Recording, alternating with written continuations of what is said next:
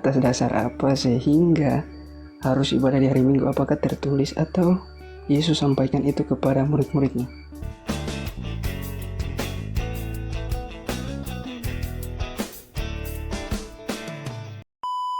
Yesus kan ibadah di hari Sabtu. Kenapa Kristen mayoritas ini ibadahnya di hari Minggu? Bisa kakak jelaskan? Ya, karena Yesus bangkit hari Minggu. Dia bangkit pada hari Minggu. Atas dasar apa sehingga Apa? Kamu Advent ya? Maksudnya atas dasar apa sehingga harus ibadah di hari Minggu? Apakah tertulis atau Yesus sampaikan itu kepada murid-muridnya? Ya, para rasul kan beribadah pada hari Minggu. Pada hari Minggu, minggu yang pertama, pada hari pertama minggu itu mereka memecah-mecah roti. Gitu.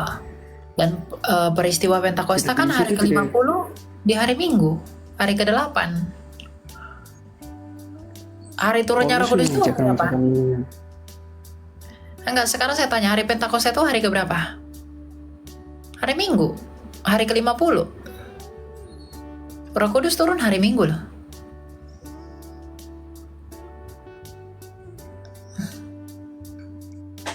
Paulus memecahkan, oke kak, Paulus memecahkan roti pada hari Minggu itu bukan sebagai hari untuk beribadah kak?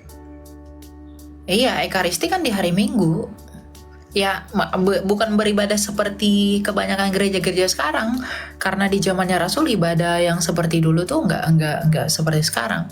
Tapi esensi dari ibadah orang Kristen itu adalah Ekaristi. Nah, Rasul-Rasul berekaristi hari Minggu, Pentakosta pun terjadi pada hari Minggu. Roh Kudus itu turun yang diutus oleh Kristus sebagai penolong yang keluar dari Sang Bapa, itu datangnya hari Minggu. Gitu. Jadi orang Kristen beribadah pada hari Minggu. Ya, itu maksudnya itu perintah dari Tuhan atau gimana kak? Ya, kita melakukan itu sebagai tradisi. Karena nggak ada larangan beribadah pada hari Minggu di Alkitab. Ada nggak larangannya beribadah hari Minggu? Kalau nggak ada suruhannya, nggak ada larangannya, berarti boleh dilakukan dong. Boleh dilakukan, boleh enggak. Gitu. Nggak masalah, mau hari Minggu, mau hari apa kek. Semua adalah harinya Tuhan. Gitu. Gitu ya, jaringan kamu diperbaiki dulu. Oke? Iya. Oke, terima kasih.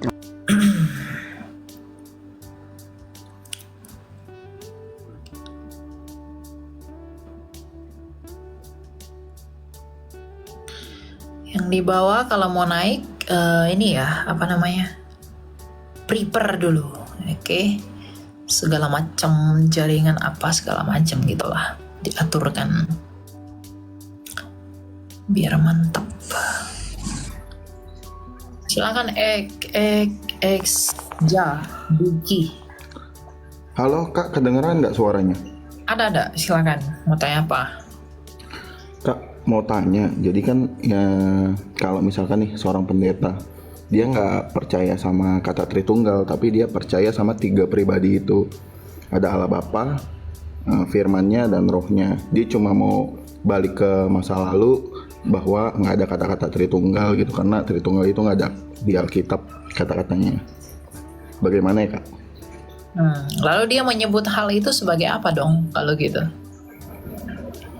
Dia nggak mau pakai istilah, yang penting dia mengajarkannya, yang penting ada Bapa, ada firman-Nya dan ada Roh-Nya, udah itu aja gitu. Oh, ya udah, ya itu urusan dia. Tapi kan dia nggak lebih pinter atau bisa diandalkan daripada para rasul sendiri. Istilah Tritunggal itu udah digunakan oleh Theophilus dari Antioquia. Pada abad pertama dia menggunakan istilah triados yang menggambarkan Hagia Triada. Nah, kemudian itu diserap dalam Latin Trinitas. Lalu bahasa Indonesia sebut Tritunggal, dalam bahasa Inggris sebut Trinity. Itu kan hanya istilah untuk menjembatani. Sekarang coba kamu tanya ke dia, di mana di Alkitab disebutkan istilah soteriologi untuk menggambarkan doktrin keselamatan? Lalu kenapa dia pakai istilah soteriologi kalau itu di Alkitab tidak ada? So apa kak? Sorry. Soteriologi Soteriologi. Oke. gitu. Jadi jangan ngawur ya kalau dia ngaku Bapa, Anak, Roh Kudus, lalu ketika menerangkan ke orang Bapa, Anak, dan Roh Kudus itu apa, dia akan kebingungan karena Trinitas itu menjelaskan kebagaimanaan Allah itu, hubungan antara pribadi dan hakikat Allah, bahwa dia 3 realita dengan 1 hakikat. Jadi Tritunggal itu berbicara tentang realitanya Allah, Allah di dalam 3 realita dengan 1 hakikat kealahan, gitu ya. Ya, saya sih udah sering ini sih, maksudnya udah konsultasi sama beliau juga gitu. Cuma dia lebih tetap memilih, udah saya nggak mau pakai istilah itu, yang penting kita sama-sama tahu, katanya dia akan 3 pribadi itu, gitu sih kak. Kalau itu hanya untuk dirinya sendiri, nggak diajarkan ke orang lain, ya buat apa? Ya kalau dia hanya itu untuk keuntungan dirinya sendiri, ya buat apa? Gitu. Tapi ya terserah, itu haknya. Yang penting imannya. Oke, thank you kak. Ya oke. Imannya sama sih. Ya, thank you kak. God bless. Ya, God bless. Percaya Bapa dan Anak, Roh Kudus, tapi nggak percaya Tritunggal, lalu itu kau sebut apa? Aduh, silakan Hoxka. Selamat malam.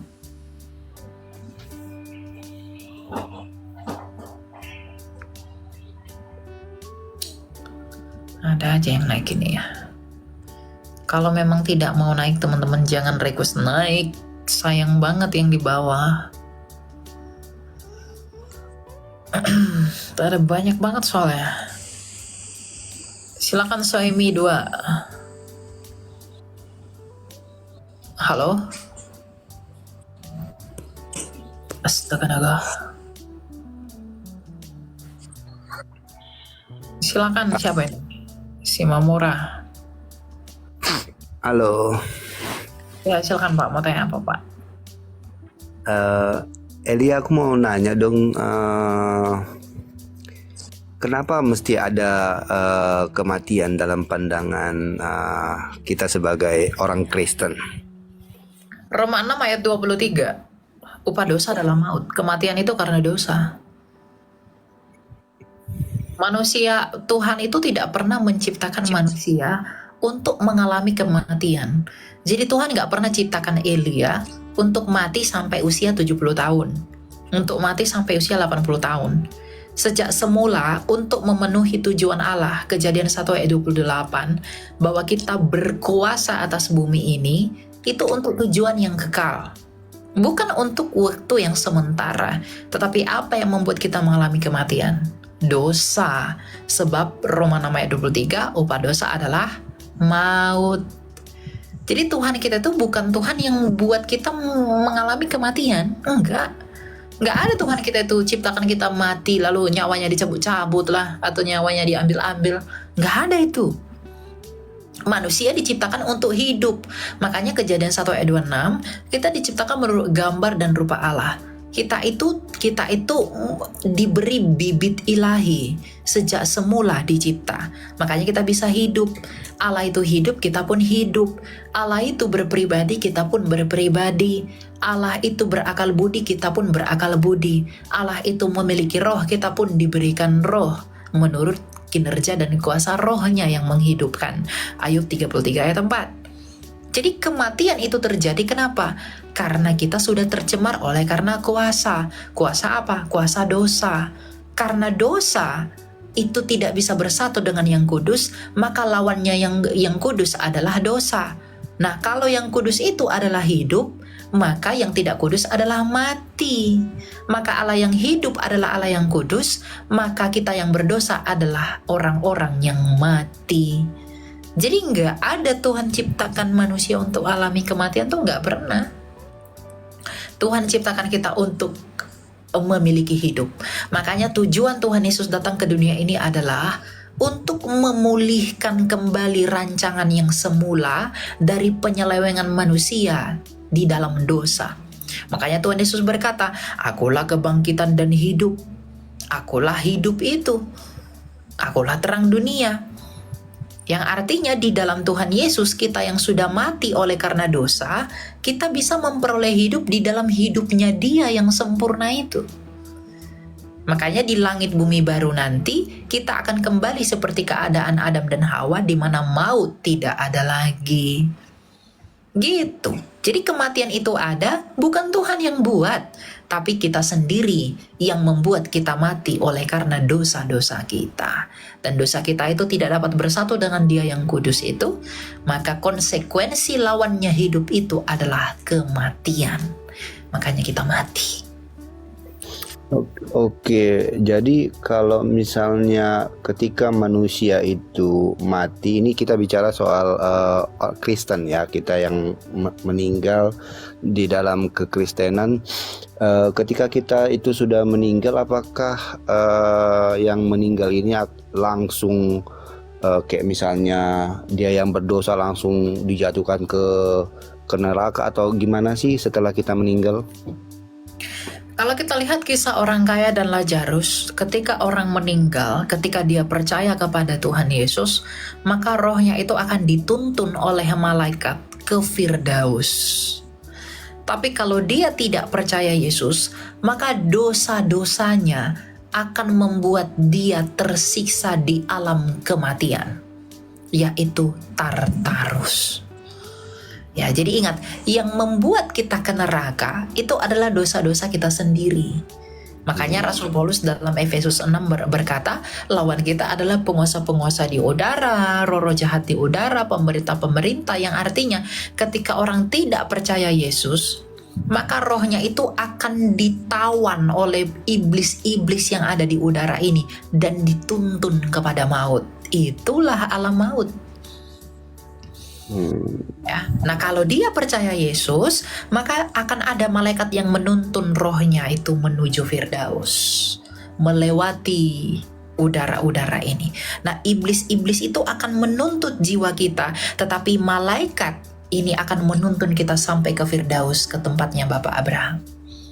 Begitu. Ya. Kalau untuk di dalam Alkitab dia tertulis di mana ya? Iya, di Injilnya Rasul Lukas tentang orang kaya dan Lazarus. Kamu cari aja. Orang kaya dan Lazarus, lalu Yohanes 8 ayat 24, Tuhan Yesus berkata, kalau kamu tidak percaya bahwa akulah Dia, kamu akan mati dalam dosamu. Lalu mengenai Tartarus, 1 Petrus 2 Petrus 2 ayat 4. Oh ya, 2 Petrus 2 ayat 4. 2 Petrus 2 ayat 4 itu tentang Tartarus. Sebab jikalau Allah tidak menyayangkan malaikat-malaikat yang berbuat dosa tetapi melemparkan mereka ke dalam neraka, dengan demikian mereka ke dalam gua-gua yang gelap untuk menyimpan mereka sampai pada hari penghakiman. Nah, gua-gua yang gelap itu dalam bahasa Yunaninya adalah Tartaro atau Tartarus. Ya. Oke. Lalu kemudian tadi kan kita yang meninggal di dalam kita yang percaya kepada Kristus, ketika kita meninggal kita akan dituntun ke mana tadi? Firdaus. Ke Firdaus. Berarti apakah nanti kita itu akan dibangkitkan oleh Tuhan Yesus itu gimana ya? Lupa aku. Apakah nanti kita akan dibangkitkan ketika Yesus datang kedua kalinya atau gimana? Iya, kita akan dibangkitkan. 1 Korintus 15. Kita akan dibangkitkan sama seperti Kristus yang sulung telah bangkit.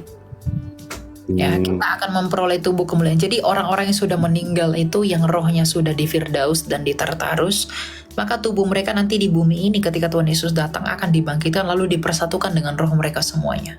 Gitu. Oke. Dihakimi. Nah, kalau kita yang masih hidup ketika Dia datang dan kita masih hidup, maka tubuh kita yang sekarang ini akan otomatis diubah menjadi tubuh yang tidak dapat binasa. Makanya Rasul Paulus berkata, yang binasa ini harus kita tinggalkan dulu untuk mendapatkan tubuh yang tidak dapat binasa. Karena tubuh kita yang sekarang itu tidak bisa masuk dalam kerajaan sorga. Karena dalam kerajaan sorga, darah dan daging itu tidak masuk. Nah, tubuhnya kita nantinya adalah tubuh yang sesuai dan bisa beradaptasi dengan ekosistem langit bumi baru, di mana tidak ada lagi dosa. Nah, sedangkan tubuh kita ini masih berdosa. Jadi, orang itu harus mati untuk menanggalkan tubuh kita yang berdosa ini. Makanya orang Kristen itu nggak perlu takut mati. Kenapa? Karena kematian dalam iman Kristen adalah sebuah pengharapan baru di mana kita meninggalkan tubuh kita yang berdosa yang hina ini dan kita bersatu dengan para kudus di dalam Firdaus, dan kita punya pengharapan di dalam iman bahwa Tuhan akan membangkitkan tubuh kita di dalam tubuh yang mulia seperti tubuhnya itu dan bersatu dengan roh kita yang menanti di Firdaus. Makanya Rasul Paulus berkata, hidup adalah Kristus dan mati adalah keuntungan. Jadi orang Kristen tuh nggak perlu takut mati, karena kematian bagi kita bukan lagi sesuatu yang menakutkan, tapi kematian bagi kita adalah sukacita dengan terwujudnya harapan kita bahwa kita akan bersatu dengan para kudus di Firdaus dan memperoleh tubuh kebangkitan atas kemuliaan yang kita peroleh dari Kristus. Begitu.